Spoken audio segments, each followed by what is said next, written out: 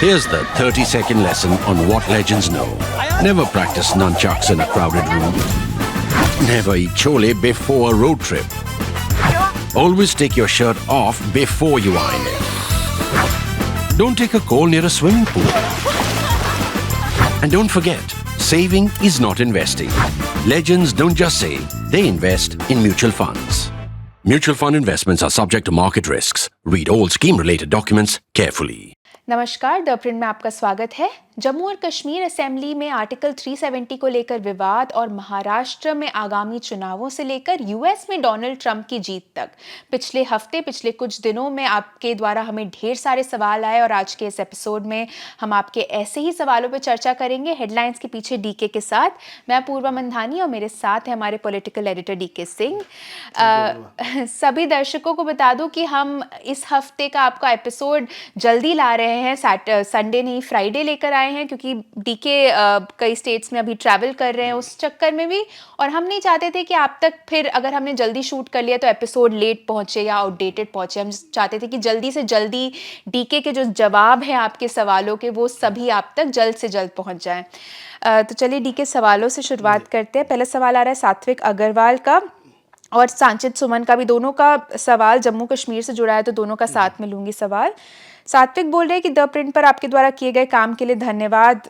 Thank you so much. सात्विक बोल रहे हैं कि हर कोई इस बात से खुश है कि आखिरकार जम्मू कश्मीर में स्वतंत्र और निष्पक्ष चुनाव हुए हैं, और एलजी ने ये भी कहा है कि वे फुल स्टेटहुड का दर्जा बहाल करने के लिए प्रयास करेंगे। लेकिन सत्तारूढ़ एनसी पार्टी की पोजीशन ये है कि वे 5 अगस्त 2019 को लिए गए निर्णय को स्वीकार नहीं करते हैं। क्या कोई संभावना है कि जो किया गया था उसे उलटने का प्रयास किया जा सके? ये कैसे हो सकता है और आपके हिसाब से सेंटर इसे कैसे नेविगेट करेगा? संचित बोल रहे हैं हाल ही में जम्मू कश्मीर विधानसभा में पीडीपी ने आर्टिकल 370 के रिस्टोरेशन को आगे नहीं लाने और केवल स्पेशल स्टेटस की मांग करने के लिए एनसी के खिलाफ एक मुद्दा बनाया।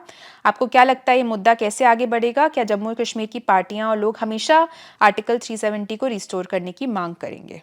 देखिए, पहली बात ये वापस अब कभी नहीं हो सकता। वो फाइनल है, कहते हैं ना, डन एंड डस्टेड। वो फाइनल है। अब कोई भी पार्टी आ जाए यहाँ पे सेंटर में, अब वो इसको वापस नहीं करने वाली जी।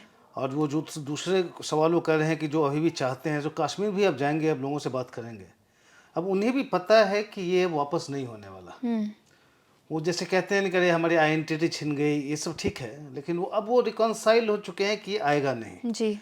तो जिस अभी जो पूरा चर्चा चल रहा है, पीडीपी की बात कर रही हैं आप, तो उसमें वो हुआ है कि वेंसडे को एक जम्मू एंड कश्मीर असेंबली में रेजोल्यूशन पास हुआ स्पेशल स्टेटस को लेकर। आर्टिकल 370 उसमें मेंशन नहीं है स्पेसिफिकली। जी।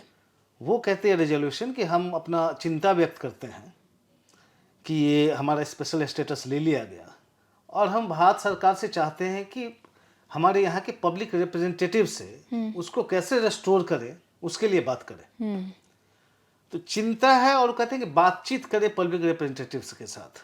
तो आप टोन टेनर में देखेंगे वो काफ़ी चेंज है, क्योंकि एनसी नेशनल कॉन्फ्रेंस का आप उस समय का मैनिफेस्टो चुनाव का देखते हैं, उस समय तक हम गारंटी देते हैं कि रिस्टोर होगा, लेकिन उन्हें भी पता है कि रिस्टोर नहीं होने वाला है ये। और कहते हैं कोई हम लीगल प्रोसेस लेंगे, लेकिन अब सुप्रीम कोर्ट के अब जजमेंट और के बाद अब ज़्यादा कुछ होना नहीं है उसमें। जी। तो वहाँ के पॉलिटिशियंस को ही पता है, वहाँ की जनता को ही पता है। तो एक रेटोरिकल एक होता है कि ठीक है असेंबली से रेजोल्यूशन पास किए, और उसमें देखिए फिर आर्टिकल 370 मेंशन नहीं है। वो क्या शो करता है? वो शो करता है कि उमर अब्दुल्ला गवर्नमेंट भी है, वो प्रैग्मेटिक हो गए हैं। उनको पता है कि इस पे लेके बहुत ज़्यादा इसको आगे बढ़ाने से कुछ होने वाला नहीं जी। क्योंकि उसमें फिर संकट में पड़ जाएंगे अगर बहुत ज़्यादा फिर से पब्लिक को इसके ऊपर पब्लिक सेंटिमेंट्स को अपने भड़काया तो वो चाहते हैं धीरे धीरे ठीक है बात कर ली, पब्लिक सेंटिमेंट्स इन्वॉल्व है तो एक रेजोल्यूशन पास कर दिया। लेकिन उसमें आर्टिकल 370 इसलिए मेंशन नहीं करते क्योंकि देखिए उनके अलायंस पार्टनर्स भी, तो रेजोल्यूशन में आपने देखा आम आदमी पार्टी ने 370 का पार्लियामेंट में सपोर्ट किया था पूरा। कांग्रेस पार्टी जो उस पर बोलने को तैयार ही नहीं होती, बहुत ही वेग बोलती रहती है कि कांग्रेस वर्किंग कमेटी में हमने इस पर बोल दिया था। मतलब कांग्रेस पार्टी का कभी आप पूछ के देख लें, वो कभी नहीं कहेगी हम इसका रेस्टोरेशन चाहते हैं। अब वो भी इनके अलायंस पार्टनर्स हैं, मतलब नेशनल कॉन्फ्रेंस के, उन लोगों ने रेजोल्यूशन के सपोर्ट में वोट दिया क्योंकि आर्टिकल 370 मेंशन नहीं था, केवल स्पेशल स्टेटस की बात थी जी। और इससे उमर अब्दुल्ला गवर्नमेंट को ये भी होगा ना कि आप जब उनको सेंटर की बहुत ज़रूरत है हेल्प की, देखिए आपने बहुत सारे प्रोमिसेस किए हैं डेवलपमेंट के बारे में, ये डिलीवर करेंगे वो डिलीवर करेंगे। अल्टीमेटली वहाँ की जनता देखेगी आपने क्या विकास किया उनके लिए, और इसीलिए वो अपनी सरकार चाह रहे थे। तो ये रेटोरिकल 370 करने में ओमर अब्दुल्ला गवर्नमेंट का कुछ ज़्यादा हेल्प नहीं मिलता है। जी। उनको सेंटर से भी लगातार बातचीत करनी है। वो देखा होगा आपने, वो दिल्ली आए ओमर अब्दुल्ला, मिले, प्राइम मिनिस्टर से मिले, तो वो उस तरह का अंडरस्टैंडिंग चाहते हैं, सपोर्ट चाहते हैं सेंटर का। अगर आर्टिकल 370 मेंटेन करते तो फिर यहाँ पे लोग ऑफेंडेड हो जाते जी। कि फिर उसी रास्ते पे चल पड़े हैं ये लोग। तो एक प्रोसेस ऑफ रिकॉन्सिलेशन कहते हैं कि उसकी शुरुआत हो गई है, और ये जो थोड़ा सा टोन डाउन जो रेजोल्यूशन है जम्मू एंड कश्मीर में, वो उसका संकेत है। पीडीपी बोलेगी भी कि पीडीपी अपोजिशन में है और उनको टारगेट करना है गवर्नमेंट को, तो वो बोलेंगे उस पर। लेकिन वैसे मोर और लेस मुद्दा देखिए वैसे ही पॉलिटिशियंस चलाते रहे, लेकिन धीरे धीरे धीरे धीरे गायब हो जाएगा वहाँ से। ठीक है, देखिए अगला सवाल मधुर सहगल का आ रहा है। ये पूछ रहे हैं कि क्या एमपी राहुल गांधी का जो नया ओपेड है वो एक तरह से उनकी पॉलिसी प्लेटफॉर्म में एक शिफ्ट दिखाता है, या ये लगभग सेम ही है जैसे पहले था? देखिए इसमें हम लोगों ने कांग्रेस के लीडर से बात की, वो जो निकल के है कि बहुत ही प्लान्ड वे में हो रहा है। ये पहला है, आपने देखा होगा कि पहले तो ओपेड पे अब इंडियन एक्सप्रेस में आया, दैनिक जागरण में आया, कई और जगह पे, फिर कांग्रेस ने खुद ही ट्वीट करना शुरू किया उसको। तो वो बेसिकली दिखाना चाहिए वो क्या कर रहे हैं उस ओपेड में, कि हमने गांधी जी जो कहते थे कि लाइन में जो कतार में जो सबसे लास्ट में हो उसके साथ खड़े रहे, उसका हमने गलत मतलब वो उस तरह से समझा नहीं, क्योंकि उस लाइन में केवल गरीब लोग तो हैं, गरीब लोगों के साथ में हूँ, लेकिन उसमें उस लाइन में बिजनेसमैन भी हैं, तो हम उनके भी साथ हैं, हम एंटी बिजनेस नहीं हैं। तो जो कांग्रेस में डिस्कशन चल रहा है कुछ दिनों से, जिसमें मेरे ख्याल से चिदम्बरम और सारे शामिल थे, जी। ये जो राहुल गांधी के साथ डिस्कशन हो रहा था कि ये जो इमेज उनका हो गया कि एंटी बिजनेस है। अब एंटी बिजनेस में क्या होता है कि केवल एंटी इंडस्ट्री वाली बात नहीं है, कि एक इनका है कि एस्पिरेशनल इंडिया से आप हट गए हो। जो यंगस्टर्स जिनको चाहिए, मतलब जो एस्पिरेशनल है, वो आपकी पॉलिटिक्स अब गरीबी को सपोर्ट तो आप करो, लेकिन आप जो बस बाकी दूसरी तरफ आप केवल अंबानी और अडानी को अटैक करते हैं, लगातार क्रिटिसाइज करते रहते हैं। और उसकी हिस्ट्री है, अब 2008 में वापस जाएं आप, तो जब ये आपको याद होगा उड़ीसा में नियमगिरी हिल्स चले गए थे, वेदांता वाले माइनिंग प्रोजेक्ट को फाइनली स्क्रैप खत्म ही हो गया प्रोजेक्ट, वो ये उसके खिलाफ खड़े हो गए। उसके बाद से जो इनका इमेज बना, तो ये हो गया कि ये प्रो पुअर के साथ साथ एंटी रिच भी है। और एंटी रिच के साथ देखिए आपको यूथ आपको फिर सपोर्ट नहीं करेगा, ऐसा इमेज होगा तो मिडिल क्लास आपको सपोर्ट नहीं करेगी, जो स्पेशल इंडिया आपको सपोर्ट नहीं करेगी। जी। क्या प्रो पुअर के साथ आप एंटी रिच होना जरूरी नहीं होता, आप मतलब एंटी रिच है इसका मतलब आप प्रो पुअर है ऐसा भी नहीं होता। तो वो इमेज का जो इनको जो है ना कि स्पेशल इंडिया में कैसे पहुंचे, धीरे धीरे वो उनको रियलाइज हुआ है, काफ़ी डिस्कशन हुआ है। तो अब वो कहना चाह रहे हैं कि देखिए हम मोनोपोली के खिलाफ है, कि कुछ ही एक दो इंडस्ट्री को जो आप बढ़ाते, ग्रुप को आप बढ़ाते रहिए और बाकी सबों के पीछे छोड़ दीजिए। तो वो पहला स्टैंड इन्होंने लिया है। अब आगे वाले दिनों में जैसा हमें कहा जा रहा है, ये और भी कुछ बोलेंगे करेंगे, जिसमें से होगा है कि ये इमेज हटाना, जी। कि हम मतलब एंटी डेवलपमेंट है, एंटी रिच है, जो इमेज बनती जा रही है उनकी, कि आप केवल गरीबों की बात करते हो और एंटी इंडस्ट्री हो, आप एंटी बिजनेस हो, वो इमेज राहुल गांधी अब चेंज करना चाहते हैं। ये कांग्रेस में अपने बहुत डेलिब्रेशन के बाद ये इस नतीजे पे ये लोग पहुंचे हैं। तो इस पे आने वाले दिनों में आप काफ़ी कुछ और देखेंगे शायद। जी। अगला सवाल रवि जयकुमार का है। बोल रहे हैं कि नमस्कार डीके जी और अपूर्वा जी, क्या पीएम मोदी और प्रेसिडेंट ट्रंप के बीच व्यक्तिगत केमिस्ट्री कूटनीति और रिश्तों की उनकी ट्रांजैक्शनल नेचर के खतरे को दूर कर सकती है? टैरिफ वास्तव में भारतीय अर्थव्यवस्था को नुकसान पहुंचा सकता है, क्योंकि अमेरिका के साथ हमारा ट्रेड सरप्लस है। भले ही वे लीगल इमिग्रेशन का समर्थन करते हैं, लेकिन उनके प्रशासन के लोग भी H1B वीज़ा सहित लीगल इमिग्रेशन को प्रतिबंधित और सीमित करना चाहते हैं। अगर भारत को रूस और चीन द्वारा ब्रिक्स के डी-डॉलराइजेशन एफर्ट में शामिल होते देखा गया तो ट्रंप चुप नहीं बैठेंगे। आपके क्या विचार हैं? देखिए, एक है कि डी-डॉलराइजेशन जो है ना, ये पूरा रेटोरिकल है, ऐसा कुछ होने वाला नहीं। अब मान के चलिए अमेरिका अभी भी एक सुपर पावर है, मतलब बिगेस्ट पावर है, मिलिट्री वाइज देख लीजिए, पॉलिटिकली, इकोनॉमिकली।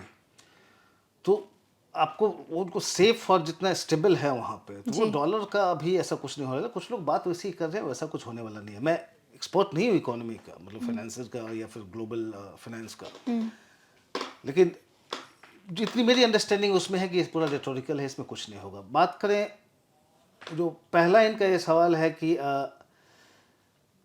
ट्रंप के बारे में जो इमेज है कि जो जो कह गए हैं हमारा ट्रेड में क्या होगा, टैरिफ को कह रहे हैं कि मिनिमम 10% सारे कंट्री के खिलाफ के इंपोर्ट पे बढ़ाने वाले हैं, वो चाइना के खिलाफ 60% होगा चाइनीज इंपोर्ट्स पे। तो एरियाज ऑफ कंसर्न हैं। अब ट्रेड सरप्लस हमारा है, अब वहाँ से अगर इस तरह का होगा तो हम पे क्या इम्पैक्ट पड़ेगा। H1B वीज़ा भी एक कंसर्न है। हालांकि आपने अगर ट्रंप का विक्ट्री स्पीच सुना होगा तो उसमें बहुत तो क्लियर कह रहे हैं कि इलीगल इमिग्रेंट से प्रॉब्लम है, लीगल इमिग्रेंट से प्रॉब्लम नहीं है उनको। अब प्लस आप जब कह रहे हैं कि आप फिर से आप मैन्युफैक्चरिंग पावर हाउस बनाना चाह रहे हैं यूएस को, आपको स्किल्ड उसमें चाहिए, इंजीनियर्स चाहिए, साइंटिस्ट चाहिए, जो कि इंडिया से, उसमें आपको इंडिया की ज़रूरत है पड़ेगी। तो इसलिए हमें लगता नहीं उस पे जब बहुत ज़्यादा कंसर्न होने की बात है, लेकिन फिर ट्रंप को अब कोई प्रिडिक्ट नहीं कर सकता। दूसरा जो कह रहे हैं कि ट्रांजैक्शनल है ट्रंप, ये भी एक तरह से फ़ायदे की ही बात है। ट्रांजैक्शनल है तो उनसे आपकी बातचीत हो सकती है कि अगर ट्रांजैक्शनल है और प्रधानमंत्री से आपकी दोस्ती भी है तो क्विड प्रो को जो होता है वो चलेगा आगे। अब बाकी अभी कहना, ये तो डिस्कशन चल रहा है कि ये एरियाज ऑफ कंसर्न है, आप सब बस सोच सकते हैं कि ठीक है उस दोस्ती का बेहतर ही रिजल्ट होगा, शायद हम बेटर वे में डील कर पाएंगे यूएस से मोदी ट्रंप की दोस्ती के कारण, रादर देन जो बाकी कंट्रीज हैं उनसे, शायद हम बेटर प्लेस्ड हैं उसमें। बट ट्रंप बिंग ट्रंप, अब देखते हैं आगे क्या होता है। लेकिन अभी तक जो हमारे यहाँ जनरली जो एक्सपर्ट हैं हमारे, उनका मानना है कि बहुत ज़्यादा कोई चिंता की कोई बात नहीं है, हम परफेक्टली ओके हैं हम अभी इस नए एडमिनिस्ट्रेशन आने के बाद भी। जी देखिए, अगले कुछ सवाल महाराष्ट्र चुनाव से जुड़े हुए हैं। सागर अग्रवाल जो हमारे सब्सक्राइबर हैं पूछ रहे हैं इसकी कितनी संभावना है कि महाराष्ट्र चुनाव के बाद गठबंधन सहयोगी अपने प्री पोल अलायंसेस तोड़ देंगे और सरकार बनाने के लिए विपरीत पक्ष में चले जाएंगे। देखिए, राजनीति में आप कुछ भी रोल आउट नहीं कर सकते, और खास करके तब जब देख रहे हैं कि चलिए जब दो पार्टी स्प्लिट होगी, दोनों कैंप में हों, तो कौन किधर जाएगा चुनाव के बाद कहना बहुत मुश्किल है जी। तो लेकिन अब ये देख लीजिए कौन किधर जाएगा, उसमें जब उनका जब लीडर्स का प्रोनाउंसमेंट्स जब सुनोगे, जो बोलते हैं, जैसे आपने सुप्रिया सुले को सुना कि नहीं हमारा अजीत पवार के साथ वो फाइनल ही है, साथ आने की कोई संभावना ही नहीं है। आपके मतलब ये देखते हो कि उद्धव ठाकरे और एकनाथ शिंदे के भी साथ में आएंगे, बहुत मुश्किल ही लग रहा है। और कैंप वापस आना जिसकी बात कर रहे हैं कि उद्धव ठाकरे क्या वापस बीजेपी के साथ आएंगे क्या, अभी तो बहुत बिटरनेस रिलेशनशिप है, लेकिन उसको आप रूल आउट नहीं कर सकते। इतने सालों तक लंबे वो चले हैं। अब सपोज कह रहे हैं कि अगर इधर से अगर बीजेपी की बाकी अलायंस पार्टनर्स अच्छा नहीं करें, उधर से जरूरत हो तो यू नेवर नो। राजनीति में आप कुछ भी रूल आउट नहीं कर सकते, लेकिन जितनी दूरियां बढ़ गई है कुछ दिनों में, इतना बिटर रिलेशनशिप दोनों तरफ जो हो गया है, मुश्किल लगता है। लेकिन जब गवर्नमेंट फॉर्मेशन की बात आती है तो एक समय में तो आपने ये भी देखा कि एक समय तो एनसीपी भी तैयार थी बीजेपी को सपोर्ट करने के लिए, तो होने को कुछ भी हो सकता है। अगला सवाल कार्तिक पराशर का हमारे मेंबर हैं, बोल रहे हैं क्या होगा अगर शिवसेना यूबीटी आगामी राज्य चुनाव में खराब प्रदर्शन करती है? क्या ये कहना उचित होगा कि मातोश्री अब महाराष्ट्र की राजनीति में इनसेपरेबल नहीं है, जैसे हम महाराष्ट्र की राजनीति को ठाकरे से आगे देखेंगे? देखिए, ये तो ऑलरेडी आप कह ही सकते हैं कि अभी इंसेपरेबल नहीं है मातोश्री, क्योंकि एक बहुत बड़ा धड़ा बन के एकनाथ शिंदे अब ओरिजिनल पार्टी तो उनके पास में आ गया, पार्टी सिंबल उनके पास आ गया है। लोकसभा चुनाव में है, ठीक है, मतलब अभी भी 9 एमपीज हैं यूबीटी शिवसेना के पास में, लेकिन वो पुरानी पकड़ नहीं रही। और अगर इस चुनाव में अगर यूबीटी ने लोक असेंबली में अगर ठीक से नहीं प्रदर्शन रहा, फिर देखेंगे बाकी लोग पता है वो भी शिफ्ट करने लगेंगे। तो ये असेंबली इलेक्शन का रिजल्ट बहुत मायने रखेगा, क्योंकि अभी 9 एमपीज तो हैं, तो इसलिए ये नहीं कह सकते कि वो ख़त्म होने जा रहा है। मतलब अगर चुनाव में डाउन भी हुए तो 9 एमपीज के साथ रहेंगे, और हैं उनके साथ अभी भी लोग हैं जी। लेकिन ये चुनाव क्या इंडिकेट करेगा, लोग हैं या फिर फाइनली लोकसभा इलेक्शन पीछे गया। अब assembly election, Lok Sabha election prime minister के चुनने के लिए था, अब इसमें जब एकनाथ शिंदे हैं वो चीफ मिनिस्ट्रियल कैंडिडेट हों नहीं, शायद अभी तक डिक्लेयर नहीं किया जा रहा है उनको, लेकिन मोस्ट प्रोबेबली वो आएंगे अगर इसी तरह का नंबर आया तो। उस समय उद्धव ठाकरे के पास कितने लोग रहेंगे अगर चुनाव अगर उनके साथ उल्टा पड़ा तो। अगर फिर इस चुनाव में उन्होंने अच्छा किया तो फिर से पूरा रिवाइवल हो जाएगा। जैसे पुरानी, फिर आप देखेंगे कि फिर इस कैंप से फिर उनके कैंप में लोग जाना शिफ्ट कर जाएंगे। जी। तो देखिए चुनाव में क्या होता है। इन्हीं का ही अगला सवाल है कि महाराष्ट्र में म्युनिसिपल इलेक्शंस राज्य चुनाव के साथ क्यों नहीं हो रहे हैं? देखिए एक तो कई बहाने चले थे। अभी तो 24 के 24 म्यूनिसिपल कॉर्पोरेशन है, मेरे ख्याल से वो सब में एडमिनिस्ट्रेटर ही लगे हुए हैं। कोई काउंसलर नहीं कहीं कोई, और डायरेक्ट सारे जो है सो रिपोर्ट करते हैं चीफ मिनिस्टर को।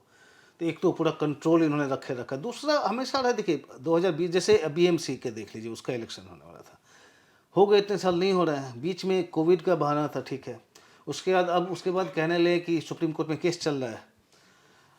अब है सुप्रीम कोर्ट में केस है, लेकिन बाकी म्यूनिसिपल कॉर्पोरेशन का क्या हुआ, वहाँ भी नहीं करवा रहे। क्योंकि एक जब 3 पार्टी की सरकार आप चला रहे हैं ना, और कभी पता नहीं कि क्या इम्पैक्ट पड़ेगा, कि आपने चुनाव करवाया, कुछ उल्टा हुआ तो उसके बाद ले आया कि अरे इनका होल्ड जा रहा है। तो थोड़ा अनसर्टेनिटी भी रहता है चुनाव के बारे में, कि अभी नहीं कराएं, असेंबली इलेक्शन के बाद देखते हो। तो आप देखिएगा असेंबली इलेक्शन के बाद काफ़ी कुछ होगा, मतलब फिर जल्दी जल्दी सारे चुनाव हो जाएंगे। अभी कोई भी पार्टी रिस्क लेना, मतलब रूलिंग पार्टी एटलीस्ट रिस्क लेना नहीं चाह रही थी चुनाव करवा के। बिकॉज आप एक बार अगर हार गए उस तरह का, तो फिर आपको मोमेंटम फिर आगे उसको इम्पैक्ट कर सकता था, जो कि एक पॉलिटिकल लॉजिक उनका होता है। अगला सवाल डीके आदित्य का है, हमारे रेगुलर दर्शक है, बोल रहे हैं क्या आपको लगता है कि मल्लिकार्जुन खड़गे ने वादे करने के पहले बजट को ध्यान देने में रखने का जो बयान अपनी पार्टी के प्रति दिया है, वे एक तरह का सेल्फ गोल है जिसे बीजेपी और अन्य पार्टियां आने वाले चुनाव में कांग्रेस के खिलाफ इस्तेमाल कर सकती हैं? हमने पास्ट में देखा है, अतीत में देखा है कि कांग्रेस ने अपने वादों को डिस्क्राइब करने के लिए जिस गारंटी शब्द का इस्तेमाल किया है, उससे उन्हें कर्नाटका और हिमाचल जैसे राज्यों में जीत मिली है। देखिए सेल्फ गोल तो है, और उसकी क्या जरूरत पड़ी पब्लिकली बोलने की, इसको एक्सप्लेन करना बहुत मुश्किल है। क्योंकि अब वो कह रहे हैं, अब मल्लिकार्जुन खड़गे क्या कह रहे हैं कि आप कह रहे हो, वो डीके शिव कुमार की बात कर रहे थे कि उन्होंने रिव्यू करने की बात की थी, एक स्कीम है जो फ्री बस राइड्स वाली, हम इसको रिव्यू कर रहे हैं। पब्लिकली उन्होंने कहना शुरू कर दिया, अरे इसका महाराष्ट्र पे क्या असर पड़ेगा, आपको फिर अब गारंटी देने के पहले आपको बजट देख लेना होता है, ये वो। अब सेल्फ गोल है। आपने देखा कैसे अगले दिन, सेम डे इनफैक्ट, प्रधानमंत्री ने उनको टेकअप कर लिया कि देखो भाई ये कुछ भी वादे कर जाते हैं, पता नहीं होता, और बाद में इम्प्लीमेंट नहीं कर सकते, मतलब कितने रिस्पॉन्सिबल हैं, और ये झूठे वादे करते हैं। अब मिल गया मुद्दा, प्रधानमंत्री उस पर कई बार बोल चुके हैं, बाकी बीजेपी लीडर से बोल चुके हैं। अब उसमें देखिए, इसमें ये फंस कहाँ गया है कांग्रेस का। एक बार पहले भी मैंने इस पर डिस्कशन किया था कि उनमें जब अंदर में जब बात हुई ना, जब पहले उनका डिस्कशन चल रहा था, तो एक बार जैसे इनकी मीटिंग हुई थी सीनियर महाराष्ट्र के लीडर से, शायद मैंने इसके बारे में बोला हो, तो उसमें सुनील कनुगुलु जिनके पोल स्ट्रेटेजिस्ट हैं, उन्होंने कहा कि वहाँ जितना भी फ्री बीज है उसमें हमको सबको डबल ट्रिपल करना पड़ेगा सबको। तो वैसे कांग्रेस के लोगों में बहुत अंदर में कुछ लोगों को प्रॉब्लम था उससे कि कब तक करते चले जाओगे ऐसे, जो कुछ रैशनल वॉइसेज हैं। अब वो डिबेट चल रहा है, उसको आपने पब्लिकली जाके आपने एक क्वेश्चन मार्क उसके ऊपर लगा दिया। अच्छा, उसके बाद देखिए, उसके बाद फिर जाके अब जो कांग्रेस ने तैयार किया सारा, फिर से वही फ्री बीज जाके सारा अनाउंस करना है जी। तो अपनी क्रेडिबिलिटी खराब करने की वाली बात है। वो सेल्फ गोल तो हुआ है, लेकिन वो थोड़ा सा एक, आप कह सकते हैं कि इनसिक्योरिटी भी है। क्योंकि आपने कई स्टेट्स में आप देखा, हरियाणा में, इसके पहले भी कि पहले मध्य प्रदेश और में हम देख चुके हैं कि आप कुछ फ्री भी अनाउंस करेंगे, वहाँ की रूलिंग पार्टी उससे ज़्यादा कुछ अनाउंस कर जाएगी जी, और फिर वो ले जाती है। अब अभी महाराष्ट्र में देखें, उनको महाराष्ट्र की चिंता होगी, बिकॉज लाडली बहन योजना जो इन्होंने शुरू किया महाराष्ट्र में, अब हम लोगों का रिपोर्ट है वो बड़ा सक्सेसफुली इम्प्लीमेंट हो रहा है, और उसका काफ़ी इम्पैक्ट हो रहा है ग्राउंड पे, जो रिपोर्ट्स आ रहे हैं ग्राउंड से। तो थोड़ा सा फिर कांग्रेस को होगा। पहले भी देखिए, जब रूलिंग पार्टी जो किसी चीज़ को स्कीम को इम्प्लीमेंट करती है ना, उसका ज़्यादा एक कन्विक्शन होता है लोगों में। आप याद कीजिए 2019 में, उस समय सेंट्रल स्कीम निकला, किसान सम्मान निधि बोला था, उसमें कि सालाना 6,000 रुपये किसानों को जो दे रहे थे। उसके बाद राहुल गांधी न्याय स्कीम लेके आए, प्रॉमिस करते हुए कि 72,000 72,000 हम पर एनम देंगे। कहाँ तो 6,000 पर एनम किसान सम्मान निधि में मिल रहा है, और कहाँ 6,000 पर मंथ का प्रॉमिस कर रहे हैं। फिर भी वो ज़्यादा वोट नहीं ला पाया, मतलब वो इस तरह का मुद्दा बना नहीं, क्योंकि रूलिंग पार्टी का है कि आप सामने में देखते हो रहा है, एक दूसरा प्रॉमिस कर रहा है। वो हुआ, कुछ जगह काम किया, कर्नाटक में वो अच्छा काम किया, हिमाचल में काम किया, लेकिन तब तक बीजेपी जो है सो एक रेवड़ी का मुद्दा उसको बना के चल रही थी। फिर बीजेपी ने देखा कि ये अगर काम कर रहा है इलेक्शन में, तो फिर बीजेपी ने वो करना शुरू कर दिया। तो उसके बाद फिर अब कांग्रेस को उनका एक बहुत बड़ा एक कैंपेन वो था, प्लैंक था जी। अब वो अचानक जो है सो ये हो गया है, इनफेक्टिव हो गया है, बिकॉज फिर बाकी इनके राइवल्स ने भी वही करना शुरू कर दिया। तो ये कंफ्यूजन दर्शाता है वो खड़गे के का जो सेल्फ गोल की बात कर रहे हैं उसमें। इसी से जुड़ा एक और सवाल है डीके विनायक देवधर का, हमारे मेंबर हैं, बोल रहे हर राजनीतिक दल ने महिलाओं को पैसा ऑफर करना शुरू कर दिया है और आने वाले समय में वे समाज के विभिन्न वर्गों को पैसा ऑफर करना शुरू कर देंगे। क्या ये रिश्वतखोरी नहीं है? ऐसे वादों पर कानूनी रोक लगाने पर आपकी क्या राय है? देखिए, इसमें कई डिबेट चलता है। अब रिश्वतखोरी एक वो व्यू हो सकता है, दूसरा व्यू रेवड़ीज का हो सकता है, तीसरा व्यू जो देते हैं उनका कहना होता है कि भाई सोसाइटी में ऊपर से नीचे तक जो सबसे नीचे हैं, जो डेवलपमेंट में जो वहाँ आए ही नहीं, उनको भी आप उनको रिसोर्सेज में आप उनको हक देंगे कि नहीं, कुछ उनके भी एमिनिटीज़ में आपको उनको देंगे कि नहीं। क्यों? अब ये उनका तरीका है कि उसको एम्पावर करने का। टू एन एक्सटेंट सही है, मतलब वो होंगे एम्पावर, लेकिन कितना तक और कितने कॉम्पिटिटिव इसमें होंगे। अब अगले साल तक कब तक बढ़ाते चले जाएंगे, ये एक मुद्दा है। लेकिन ये ब्राइबरी वाली बात है, ये इसको लेके कई पिटिशन सुप्रीम कोर्ट में पड़े हुए हैं और मुझे ध्यान आ रहा है, I think last month he supreme court ने नोटिस दिया है सेंटर को, इलेक्शन कमीशन को, कि इस पे आपका क्या कहना है जी, कि कैसे फ्रीबीज को दिया जाए, नहीं दिया जाए, उसका लीगल फ्रेमवर्क, फिर ब्राइबरी है नहीं है, ये सारे डिस्कशंस आएंगे। अब देखिए अब सुप्रीम कोर्ट से क्या निकलता है इसका। अगला सवाल रूफ का, इनका यूज़र नेम रूफ है, बोल रहे क्या वाकई आरएसएस चुनाव में कोई फ़र्क डालता है या ये सिर्फ एक होक्स है? जब भी भाजपा जीतती है तो हम लोगों को ये कहते हुए सुनते हैं भाई इस बार आरएसएस ने जमकर सभा की इसलिए भाजपा जीती, और जब भी भाजपा हारती है हम लोगों को ये कहते हुए सुनते हैं आरएसएस भाजपा के बीच में सब सही नहीं चल रहा है। नहीं, देखिए आरएसएस इम्पैक्ट तो आरएसएस का है ग्राउंड पे। आपके जो भी पॉलिटिकल वर्कर्स हों, ये जो आरएसएस के जो काडर है, उनका जो नेटवर्क है, कई बार कहानियां मैं सुना चुका हूँ, जो मैं देख चुका हूँ ग्राउंड में नेटवर्क, वो नेटवर्क इनके पॉलिटिकल वर्कर्स का नहीं हो सकता। और वो बहुत साइलेंटली काम करते हैं, बहुत सिस्टेमिक वे काम करते हैं। ये नहीं कि सीधे जाके रैली कर दिया, मीटिंग कर लिया, वोट दे दो। घर घर जाके कॉन्स्टेंटली वो ग्रेजुअली वो पहुँचाते रहते हैं वो मैसेज। ये नहीं कहते हैं कि बीजेपी को वोट दो, वो आपको बोलेंगे कि जो कंट्री के लिए अच्छा हो वो करो, जो आपको लगता है कि नेशनलिस्ट पार्टी हो उसको दो, मतलब इस तरह की बातें करें जो बेसिकली मैसेज कन्वे हो जाता है किसको देना है जी। अभी हमने अब ये जो एक कुछ लोगों की बात कर रहे हैं, ऐसी बातें होती है कि आरएसएस बस क्रेडिट लेती है, ऐसा कुछ इम्पैक्ट है नहीं। लेकिन हमने देखा, जैसे हमारे यहाँ से रिपोर्ट हुआ था उत्तर प्रदेश में लोकसभा इलेक्शन में, मतलब शायद हमारा द प्रिंट का ही एकमात्र रिपोर्ट था जो हम लोगों ने क्लियरली कहा था कि आरएसएस यूपी में काम नहीं कर रही है। बड़ा एक्सटेंसिव, हमारी कलीग हैं सानिया डेंगरा, बहुत एक्सटेंसिव घूमी थी और फिर उन्होंने कहा था आरएसएस के लोग कैसे नाराज हैं ग्राउंड पे। आपने यूपी का रिजल्ट देख लिया, फिर वही हम हरियाणा में देखने गए, फिर हरियाणा में ग्राउंड पे हम फिर आरएसएस वालों के साथ सानिया फिर से घूमी उन सबों के साथ, और देखा कितना एक्टिवली इंथुजियास्टिकली काम कर रहे हैं वो लोग। आपने देखा रिजल्ट में बीजेपी ने ऑलमोस्ट छोड़ दिया था हरियाणा को, पूरा गिव अप कर दिया था, उन्होंने कुछ चांस ही नहीं है जी। और उसके उनका लास्ट सर्वे में ही एक आध 2 महीने पहले तक 30 दिखा रहा था। एक बार आरएसएस उसमें घुसी, पूरा चेंज हुआ। महाराष्ट्र में अभी देखें पूरा आरएसएस लगी हुई है, और तो विश्व हिंदू परिषद भी लगी हुई है कई लोकेलिटीज में, मतलब सारे इनके धड़े उसमें लगे होते हैं जी। तो इम्पैक्ट है। ये डिसमिसिव होना कि उनका कोई इम्पैक्ट नहीं होता, क्रेडिट लेते हैं, ये मेरे ख्याल से थोड़ा सा ये मिस्टेकन नोशन है कि मतलब आरएसएस का ग्राउंड पे काफ़ी इम्पैक्ट होता है। उसके स्वयंसेवक जितने कमिटेड हैं इनके, वो जिस तरह से काम करते हैं, उसका कोई पॉलिटिकल वर्कर किसी पार्टी का मैच नहीं कर सकता। जी। देखिए अगला सवाल कार्तिक का है, हमारे मेंबर हैं, बोले मणिपुर में क्या चल रहा है? क्या स्थिति सामान्य हो गई है या ऐसा होने में अभी कुछ और समय लगेगा? देखिए मणिपुर एक ऐसे इसमें है, अब देखो ठीक है पिछले 2 महीने से वहाँ कोई डेथ है ऐसा कुछ नहीं हुआ है, लेकिन अदरवाइज कोई इम्प्रूवमेंट भी नहीं देखे। मैं 2-4 दिन पहले वहाँ से रिपोर्ट देख रहा था कि अब तो जो नागाज जैसे थे, अब नागाज जैसे कुकीज़ मेतीज़, उन दोनों के साथ एक तो बीच में थे, वो दोनों उस पूरे झगड़े में इन्वॉल्व ही नहीं थे। अब 2-4 दिन पहले कुछ नागा ग्रुप्स ने जाकर कंप्लेन किया है कि एक आरामबाई टेंगोल जो एक उनका जो मेते के ग्रुप है, इन्होंने अबडक्ट कर लिया कुछ नागा ट्रेडर्स को, 2 नागा ट्रेडर्स को। उसमें टेंशन बढ़ रहा है।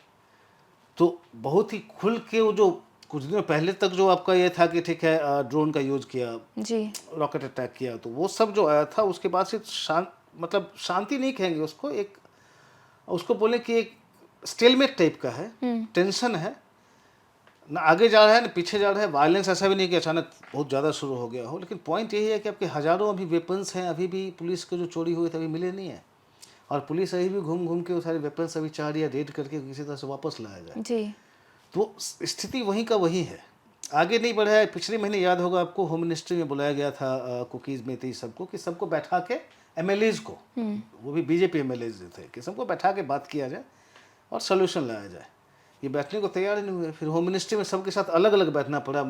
चलिए, इसी बात पे हमारा आज का एपिसोड यहीं खत्म होता है। आशा करती हूँ आपको एपिसोड पसंद आया होगा। हमसे जुड़ने के लिए आप सभी का बहुत बहुत धन्यवाद।